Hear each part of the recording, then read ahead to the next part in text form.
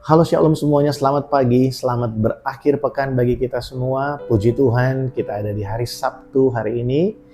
Saudara, sebelum kita merenungkan firman Tuhan di hari ini, saya sekali lagi mengingatkan, besok kita akan dilayani oleh Bapak Pendeta Erick Thoh dari Empower Church yang ada di Subang Jaya.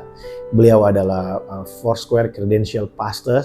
Saya berdoa supaya kehadiran beliau dengan firman Tuhan yang akan dia bagikan menjadi berkat bagi setiap kita. Saudara, sepanjang minggu ini kita sudah belajar tentang Family of Christ atau keluarga Allah. Kita dijadikan keluarga di dalam Yesus Kristus Tuhan. Setiap kita adalah anak-anak dari Bapa di sorga di dalam Yesus Kristus Tuhan.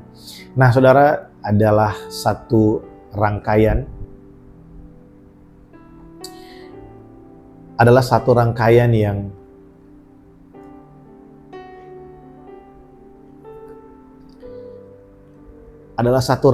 yang tidak dapat terpisah, saudara, dalam perjalanan iman kita di dalam Tuhan, yaitu Allah membenarkan kita oleh pengorbanan Yesus Kristus, atau yang kita kenal dengan justification. Allah membenarkan orang-orang yang percaya kepada Yesus, tapi orang yang dibenarkan tidak dibiarkan begitu saja.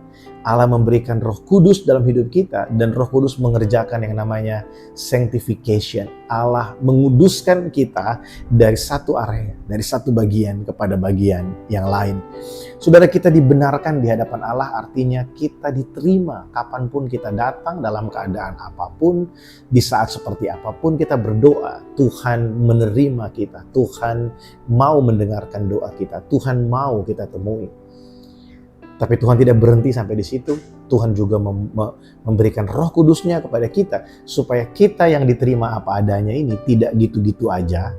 Kita mengalami perubahan, kita mengalami yang namanya sanctification. Kita dikuduskan dari satu bagian kepada bagian yang lain.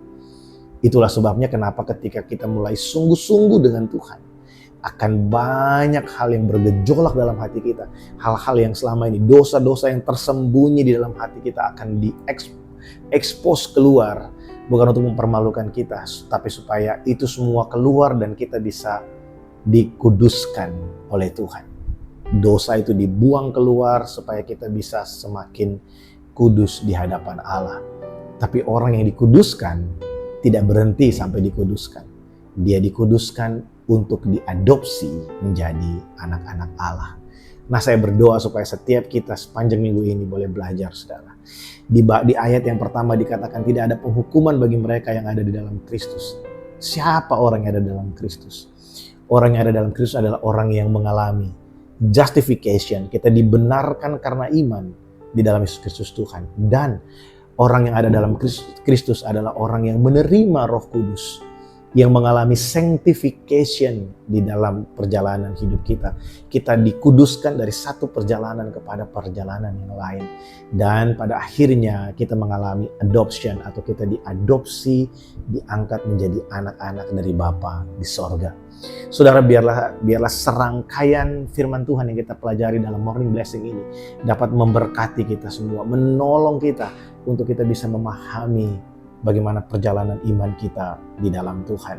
Saya berdoa, saudara, biarlah kita semua terus bertumbuh dalam takut akan Tuhan, terus bertumbuh dalam pengenalan akan Dia. Karena saya percaya, saudara, saya percaya sekali, kalau hari ini kita boleh menerima Yesus sebagai Tuhan dan Juru Selamat kita, berarti Tuhan sedang memulai pekerjaan yang baik dalam hidup kita, dan Dia akan terus mengerjakannya sampai kita berjumpa dengan Dia muka dengan muka. Puji Tuhan, selamat berakhir pekan bagi kita semua. Tuhan Yesus memberkati saya dan saudara. Sampai jumpa besok di gereja. Shalom.